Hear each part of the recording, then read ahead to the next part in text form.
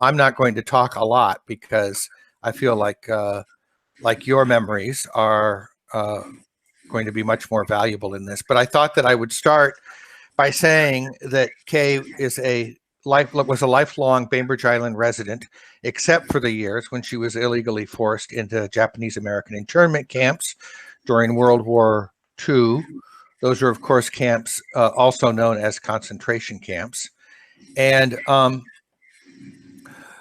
her willingness to tell her story is really something that I think we are going to be forever grateful for, because it's the reason that white people on Bainbridge have a clearer understanding of the injustice of the camps and the resilience of our Japanese American neighbors. So I just think that we'll be forever indebted to Kay for that.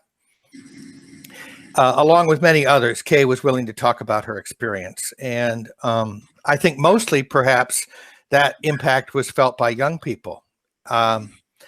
If she were alive today, Katie was telling me that she would not be able to join us because this is the first day of school at Sakai Intermediate School, named after her family.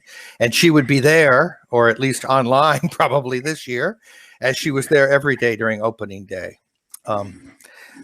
You're many friends of Kay, and I'm grateful that you came here. So I want to make sure that you have a chance to share your memories. But one of my favorite stories of Kay was that BPA did, and the museum joined in on helping bring a part of an opera to Bainbridge Island, just for they were doing a special opera, and then we also did Snow Falling on Cedars. And so before or after, we would have Kay and Lily and different people share. And at one point when they were sharing, the director of the opera was there, or one of the main people in the opera. And so they asked if Lily and Kay and Felix could all be part of the Seattle Opera. And so it was an amazing experience because little did we know how serious it is to trek over to the opera and to have all of those rehearsals and that kind of stuff. But one of my favorite things was that I was sitting next to somebody who obviously was very, very good, very big fan of the opera. And after he watched Kay, he turned to me and he goes, "Wow, now where have I seen her before? What movies has she been in?" And so it was really fun because she was a performer, but she was a natural performer, and she would give 100% all of herself to whatever audience she was in front of, as she did with each individual person, making each person she met feel special. So yes, thank you for that, Katie. I think that the internet is not going to let us show the video, but I mean, I will try again when we're done at the end, but I don't want to keep hanging up my screen.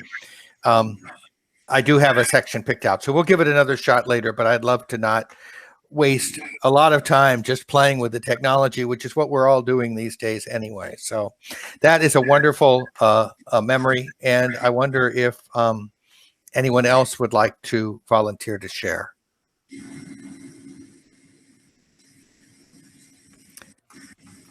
Lily, your microphone is open. I wonder if you might be able to tell us a little bit about your long friendship. You were a lot younger, but over time you got to be much more. The friendship got to be much more, right?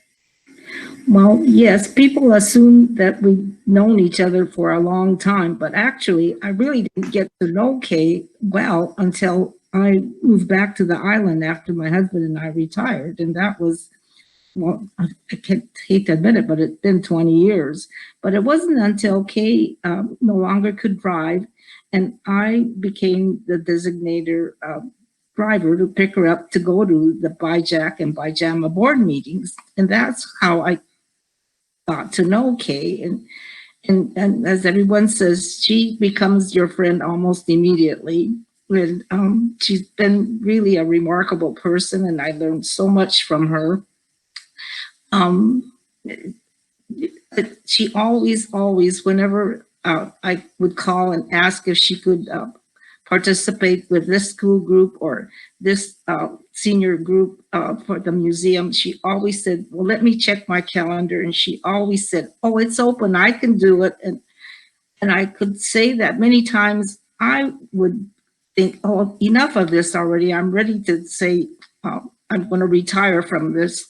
But then I think of Kay, who had actually almost 16 years on me, and she never ever said, "Oh, I'm too tired," or she always was so generous with her time and her,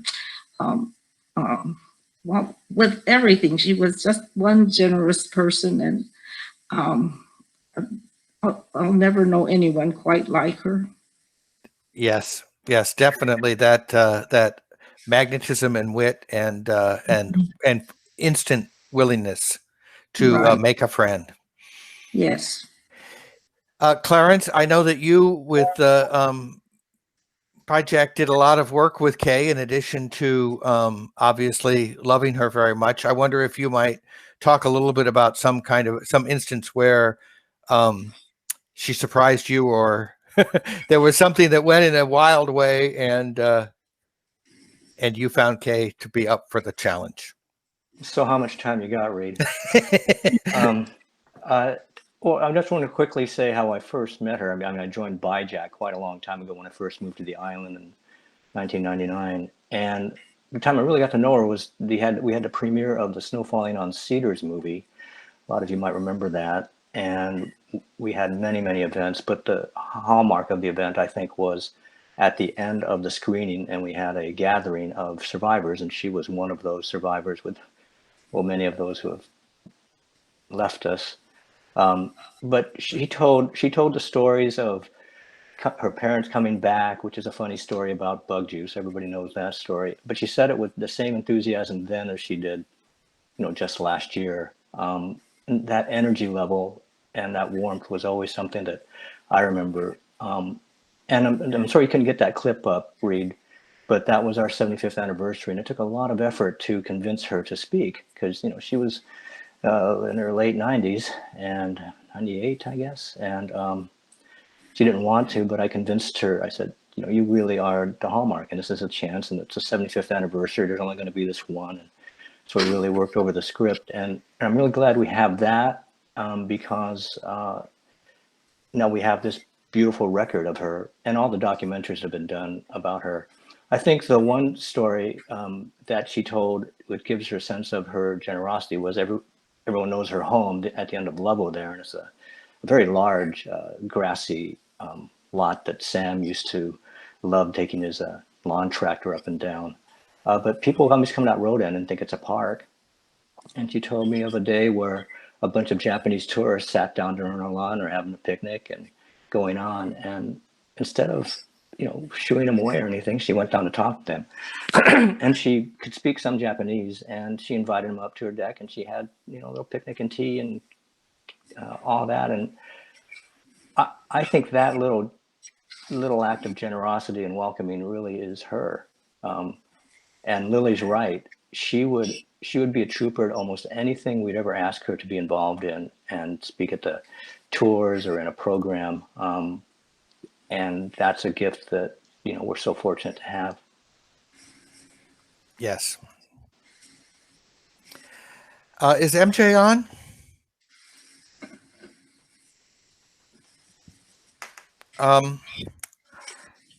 Is there someone else who has a memory they'd like to share? Reed, Val Tollefson. Oh, hi, Val.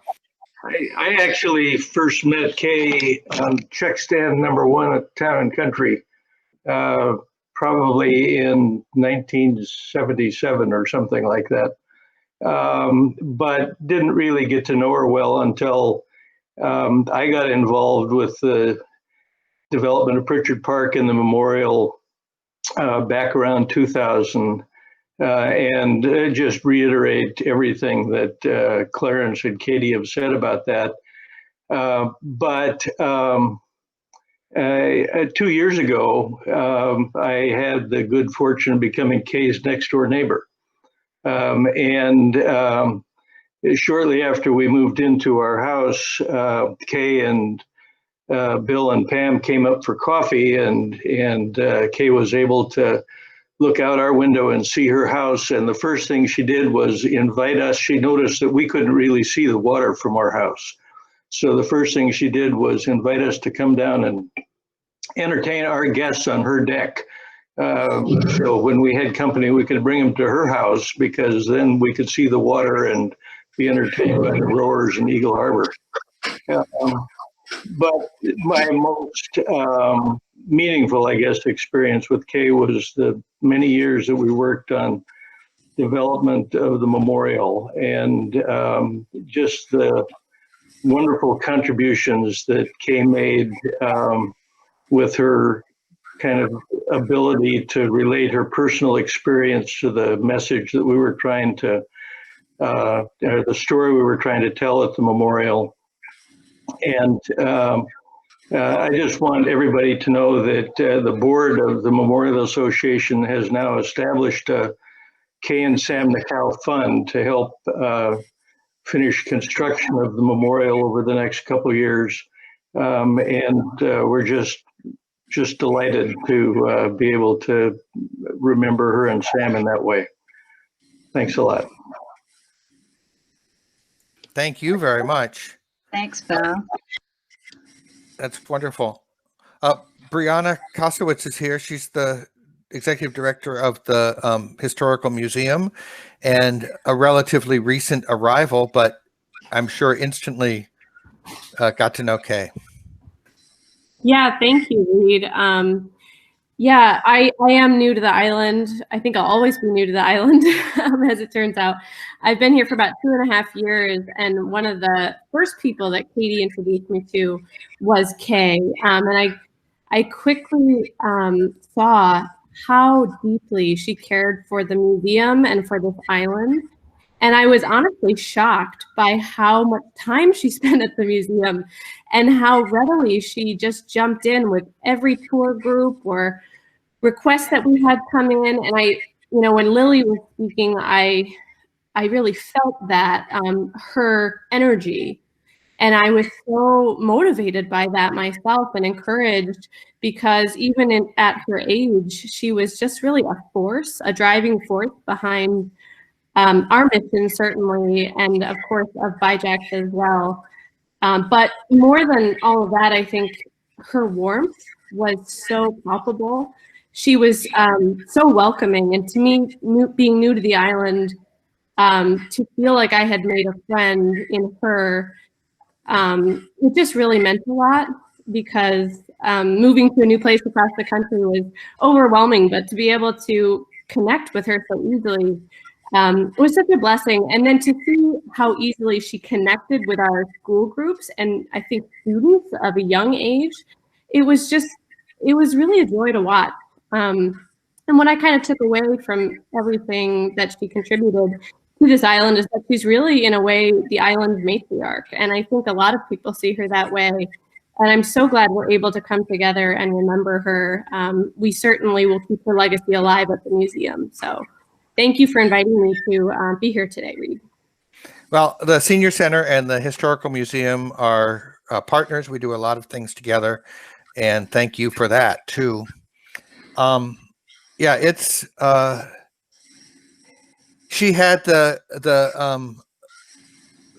because of her longevity, she had the ability, I think, to reach across a generation that might not have appreciated the enormity of what people went through, and because she was mature when she was taken to the concentration camp, her experience became a sort of invaluable for people like the museum to be able to continue to learn. And her willingness to tell that story, as Lily was saying, long after many of us would get not again, was wonderful.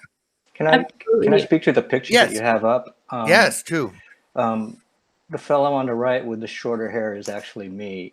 And this was the Mochizuki this year. Yeah, the Mochizuki. I mean, looking at this picture, it seems like it was 5 years ago. It seems so long ago. But she did not know that I made sure that, and Joe Vanderstoot made sure that she came to Mochizuki. She was actually rather tired and not feeling that great, but we really wanted to honor her 100th birthday. And she had just turned 100 a few weeks earlier, December 13th.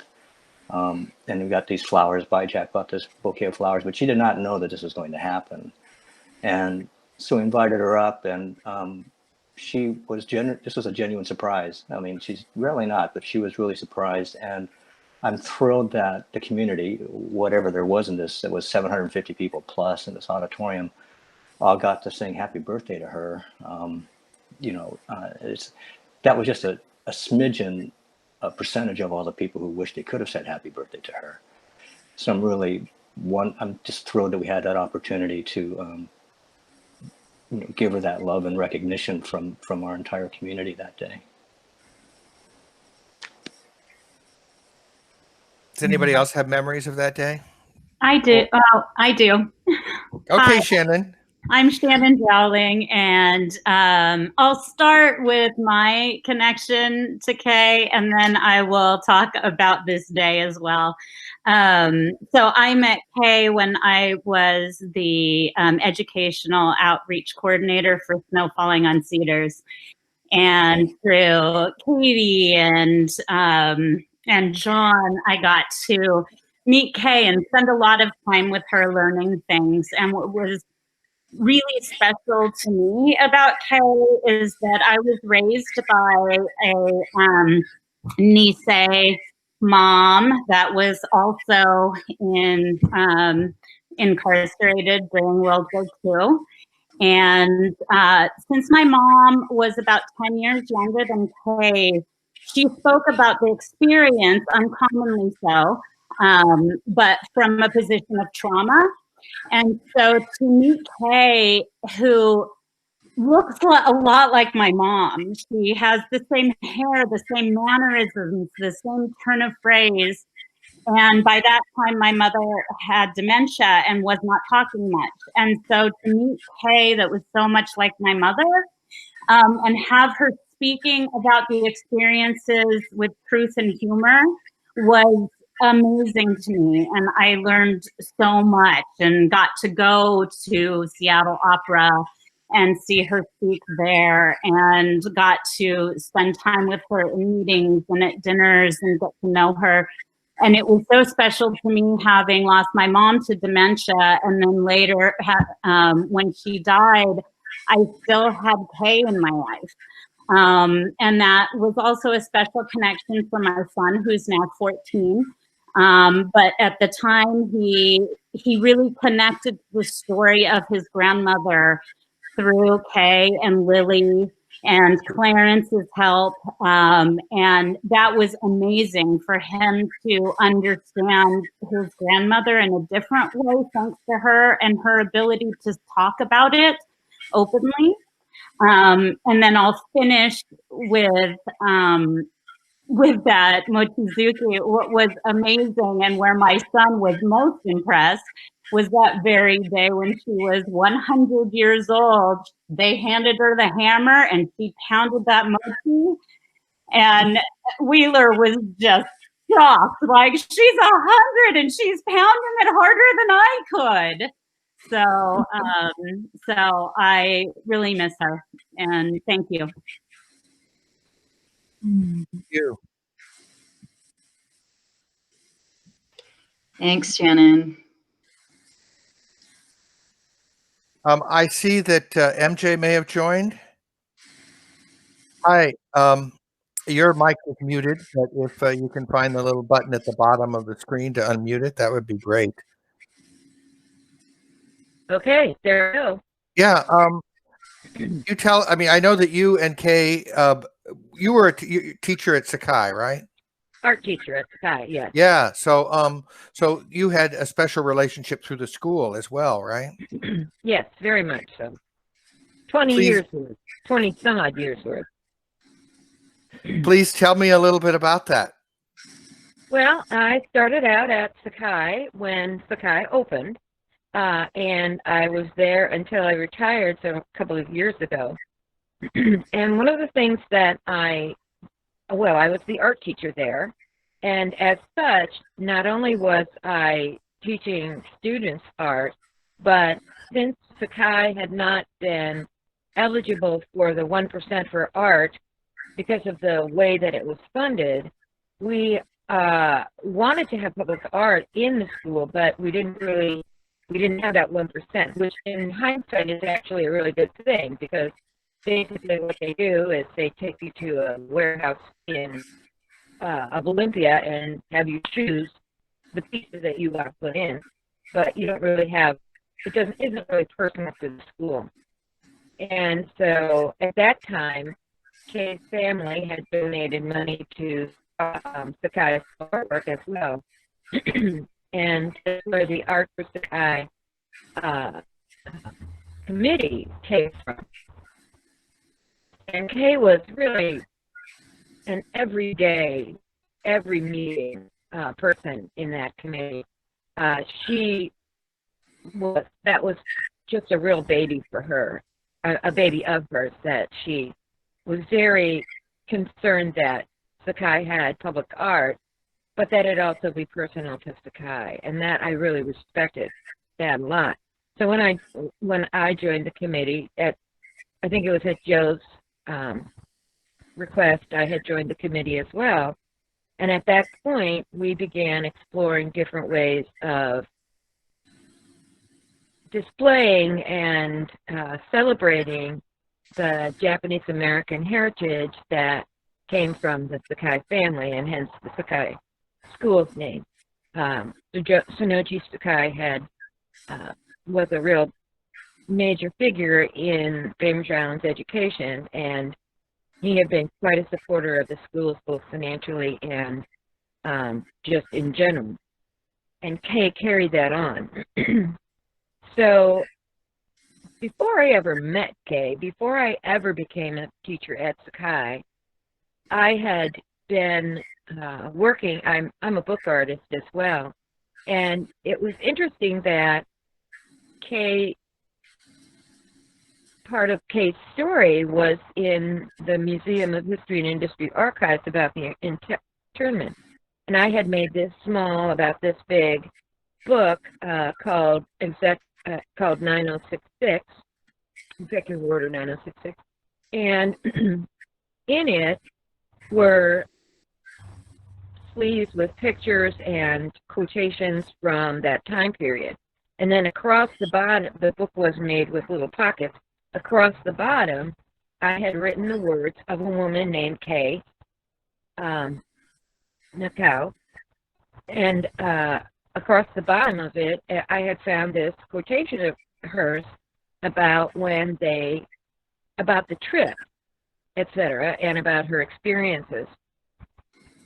And so I went ahead and put that along the bottom of it. Never having met Kay, Sakai wasn't even a dream at that point.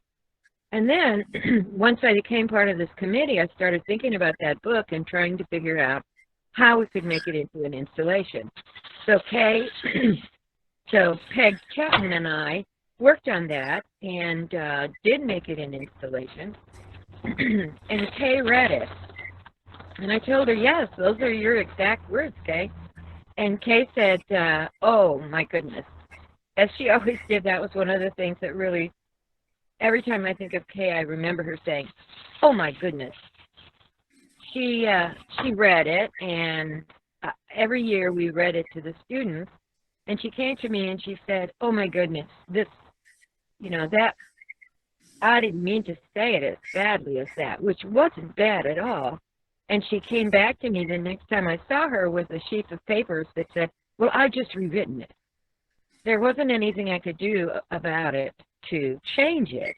but I thought it was pretty amazing that she would be kind-hearted enough to not want to seem offensive to anyone. And in fact, it wasn't really offensive at all. It was a true diary of her experiences.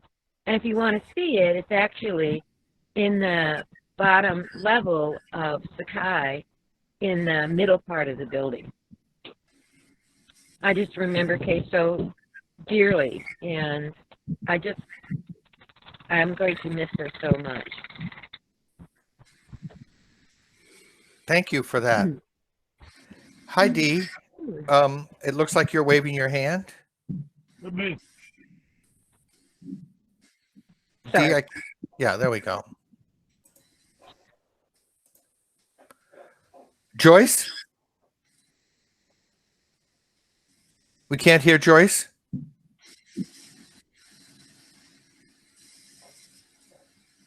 Can anybody hear Joyce? No. Okay. Interesting. Yeah. The gremlins and fairies are out today with this. Darn it. You can, if you want to, if you have a telephone, if you click on the 3 lower buttons on the screen, Joyce, you can see that it says use a phone for audio. And if you click on that, Google will call your phone and you can answer it. It's a challenging effort of our times, but that might work. Who knows? While Joyce is trying to figure out the technology that's befuddling us, it's interesting. I'm hearing some sound, but not anything in particular.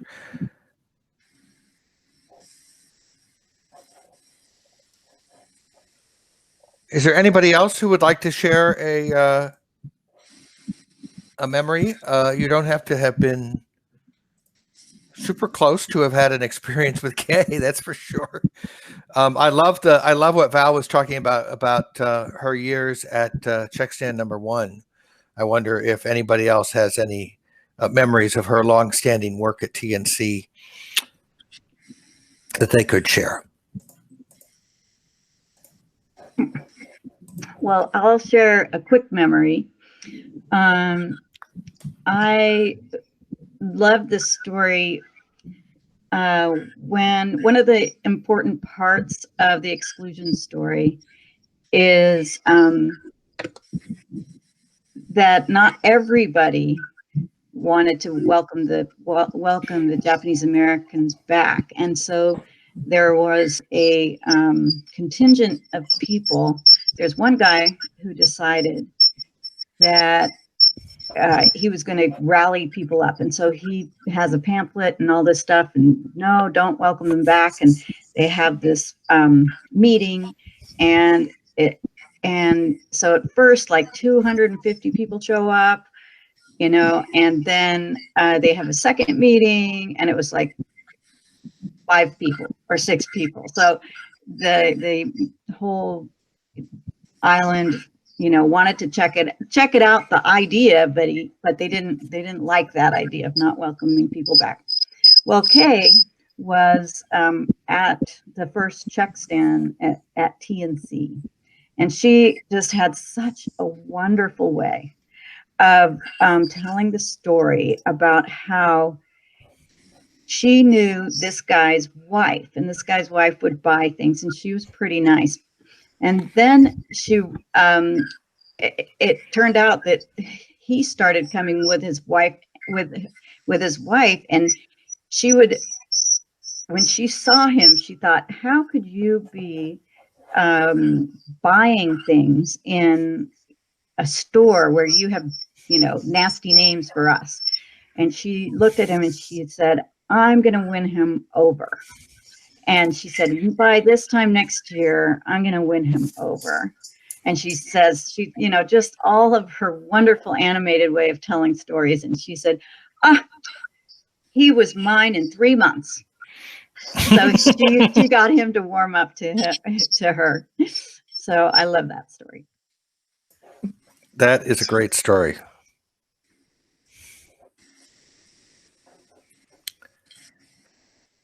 So when I put this video up, I will put a link. But you can also search YouTube for the 75th commemoration at the Exclusion Memorial, and it will come up.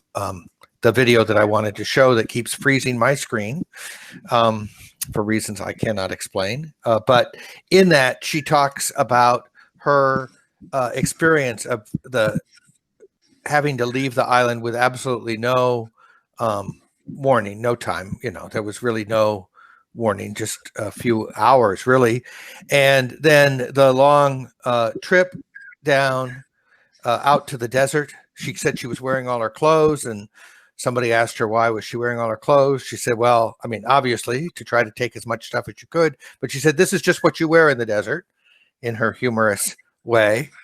And she was speaking to her seatmate as they approached the camp, and she said, this is a terrible, hot, dusty, miserable place. I sure wouldn't want to live there. I'm glad I don't. And then the bus turns in to the camp, and she realizes that is, in fact, where she's going to live. And that kind of honesty about her situation is something that is moving. So I invite you to watch that if you haven't, or even if you have. Yes, MJ, you'll need to unmute yourself, but we'd love to hear from you again.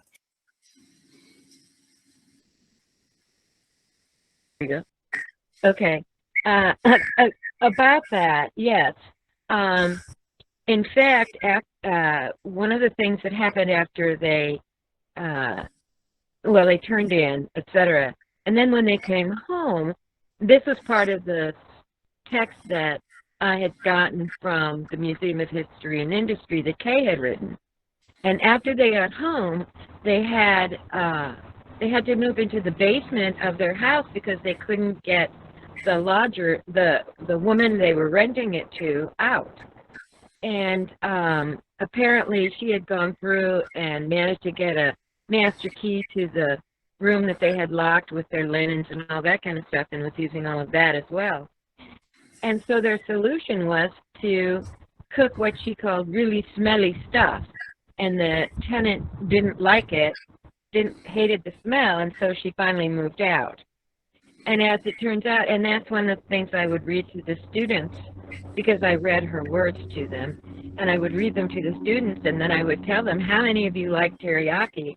And they would all raise their hands and go, I love teriyaki. And I said, well, that was the stinky stuff that they were cooking. And I thought that was a really amusing little tidbit that she had shared, and especially for the students at Sakai to know that that really stinky stuff that she didn't like was teriyaki, which they loved. So I kind of love the fact that they wouldn't have been ousted by the smell. They would have gone down and asked for some. Yeah, I think that also speaks to the idea that that people's prejudices can color their attitudes about everything, or their overcoming prejudice can change their attitude about practically anything. I think that's true. She was such a generous woman. She not only worked on the Art for Sakai Museum project, but she also donated money to that, and she gave a doll that her aunt had sent her from Japan just before the bombing. Otherwise, it wouldn't have it wouldn't have escaped the bombing.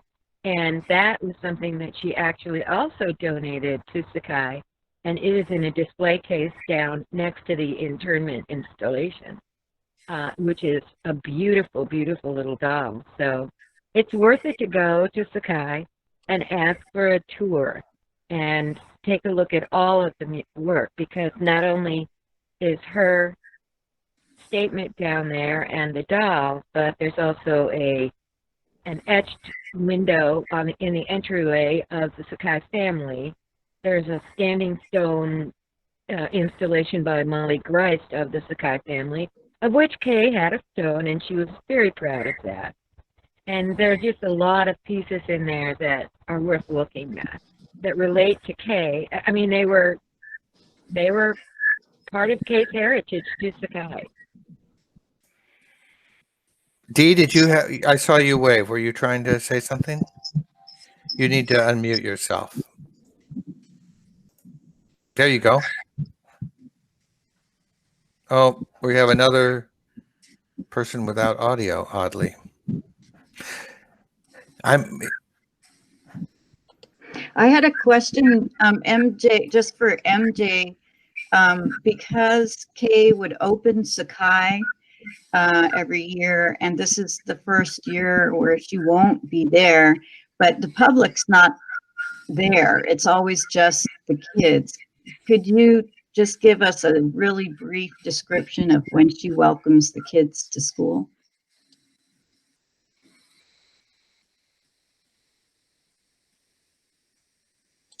Or anybody that was there when she did that. Unlike the other schools, Sakai actually, can you hear me? Yes. Okay. Unlike any of the other schools, Sakai actually has an opening ceremony, and it's out in the front area, or the parking lot at the school, and all of the students come out with their classes, and they sit on the ground of the parking lot, and then usually there's a group of 6th grade marimba players playing, or it's the staff playing the marimbas. And Kay was always there with the superintendent and the teachers, all of the teachers, and Joe. And Kay would say a few words to the students about coming to Sakai and how important it was, their education was. And she didn't speak very long, but she was always there as a presence. And Joe always made sure that folks knew that she was a member of the Sakai family. And it was it's amazing because the students really felt like, I think the students feel or were given a glimpse that this is a special school that they're going to, and that we have different traditions, and we have a lot of caring community that's there welcoming us. So it was great.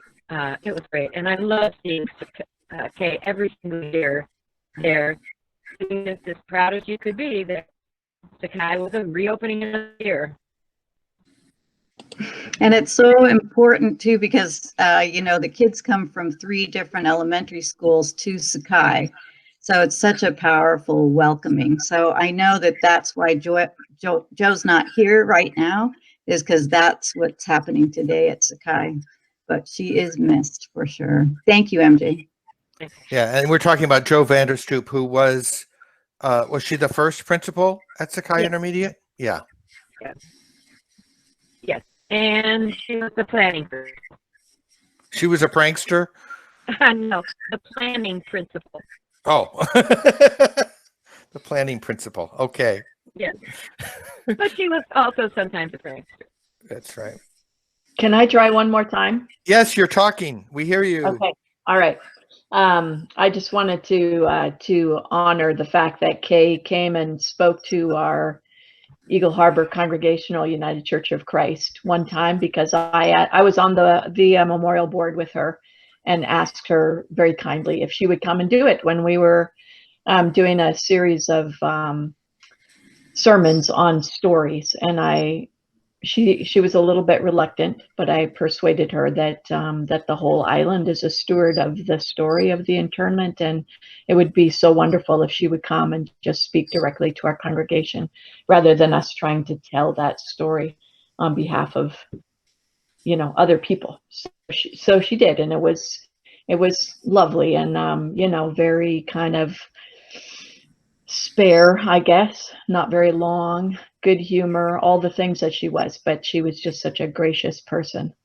Another memory I have of her is Olaf Ribeiro one time on my sabbatical was taking me around to meet a lot of the old trees on the island, which was delightful. And one of the trees we went and visited with was on Kay's property, in Kay's yard, and she came out and greeted us and just also gave me such a sense of her being a caretaker of her place, of her beautiful property and place, but a caretaker that was not trying to keep the gates closed, but trying to keep the doors open for people such as ourselves to come and enjoy what she was enjoying daily. So thanks. And I will, I'll miss her. She was a beautiful, as someone said earlier, a matriarch of this island. Thank you, Dee, and thank you for your persistence in the forwarding of technology today. I'm thinking that Joyce might be trying to call in, so I'm kind of trying to hold on in case that's what's going on. I see her punching her phone right now, so we'll see if we can hear from her. I don't know, Lily, if you might have another story to share. Oh, I have so many, but I remember once we were driving on the highway on 305, and we were stuck in traffic. And I remember Kay saying, you know, Lily, I remember when there were just 2 cars on the island. And that was astounding to me. And she said, and one belonged to Dr. Shepard, and I can't remember who belonged to the other one. And that was really telling. And I should tell the story about her age when we would do school groups.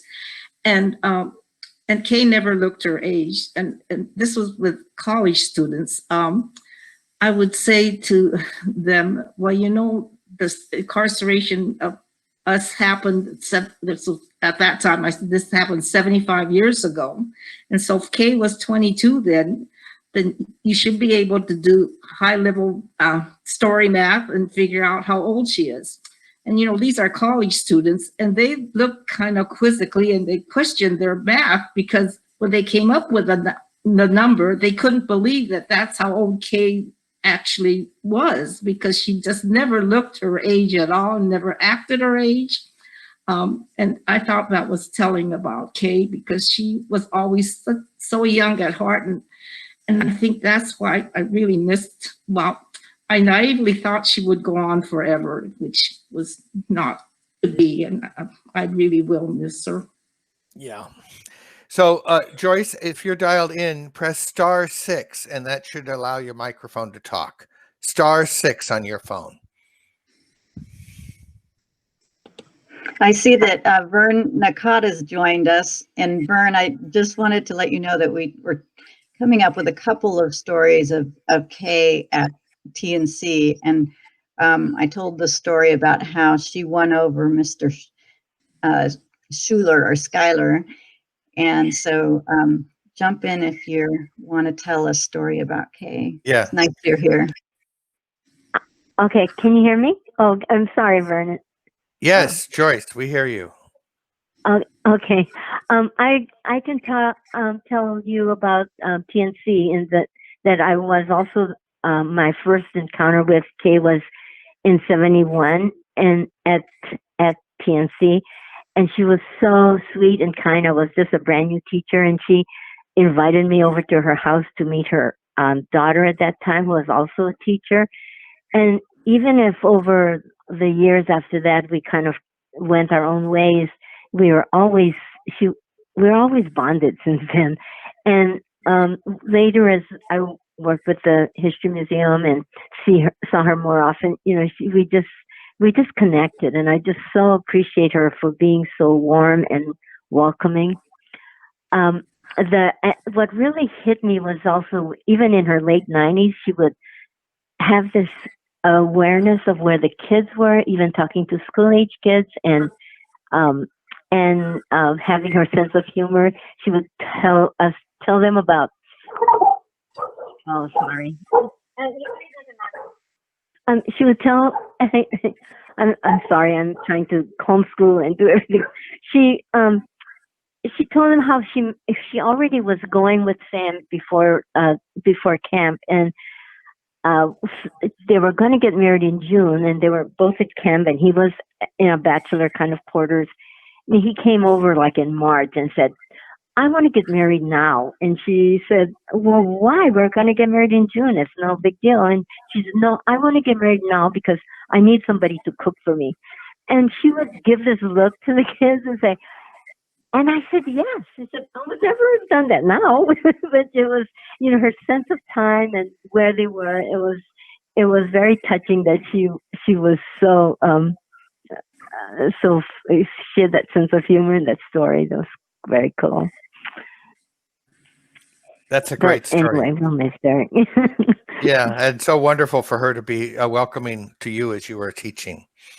Yeah, she was, and I still can visualize all the ladies that were down the the counters, the clerk one and Mary and Fudge and all those ladies that were so kind at that time.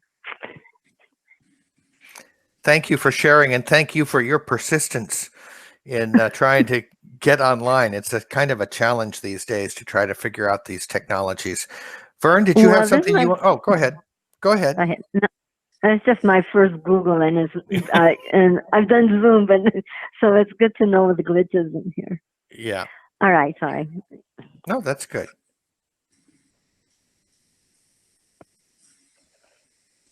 Yeah.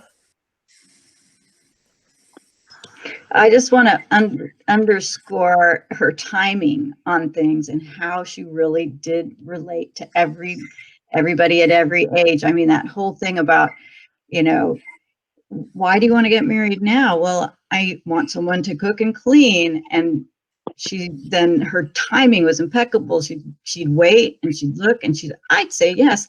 Well, you know what I'd say to him now, you know, it's just I'll dismiss that. Yeah, very, very funny. Great wit. Great wit.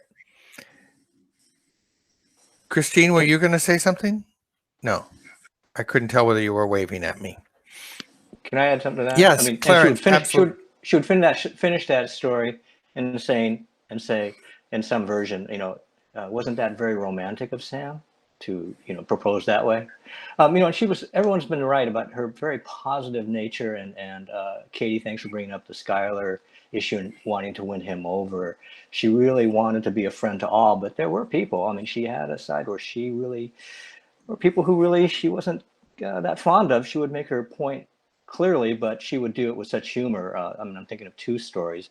One, if you've seen a presentation, there's a guy named Lieutenant General John DeWitt, who was head of the Western Defense Command and started all this racist stuff. And he's on record saying a Jap is a Jap. And so he was very famous within the Japanese American community. And I asked Kay, what do you think of General John DeWitt? And she said, you mean General Dimwit? And he said that. And then currently, you know, by the way, Sam and her just loved the Mariners. That was always on the television set. They just loved that ball game. And she continued that to her days at the White House. She would listen to the games. And anyway, I asked her about current events, you know, the current resident of the White House. And, oh, you know, it's just thing. And I go, well, what do you really think of him? And she paused, and in a motherly way, she would say, no, he's just a big fat brat. No, that's what she thought of him. So, yeah. I wanted to actually thank all of the Japanese American community. I am new to the island, and I almost immediately began being a docent at the History Museum. And one of the things that drew me there was the Japanese American and their caretaking, the care with which they wanted to make certain that the memories were taken care of and that the information about what they endured was known to everyone. And that just drew me in, and I knew that I had to be part of the historical museum. But when any of you are in the museum, I tend to play a little bit of a trick. Any visitors that are there, I tend to point you out and say, they know, or either she was in the camp or they know about the camps, and guests will just flock to them and listen to your stories and your information, and the looks on their faces is priceless. So I thank all of you for giving your time and your stories to the greater community. Thanks, Christina.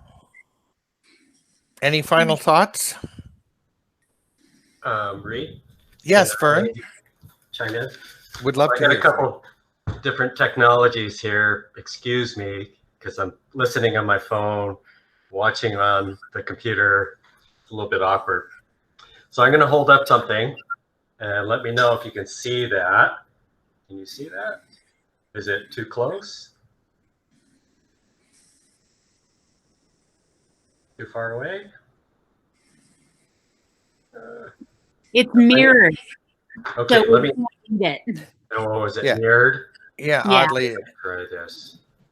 Oh, there we go. Okay. I don't know if you can read that No, because it's mirrored, but because it's mirrored. So bear with me. I'll read it to you. And it's called The Recipe for Happiness. And this is from Kay, given to one of her adopted sons, Jonathan Garfunkel. And it says, take 2 teaspoons of patience, 1 heart full of love, 2 handfuls of generosity, a dash of laughter. Oh, I clicked it. I'm gonna have to.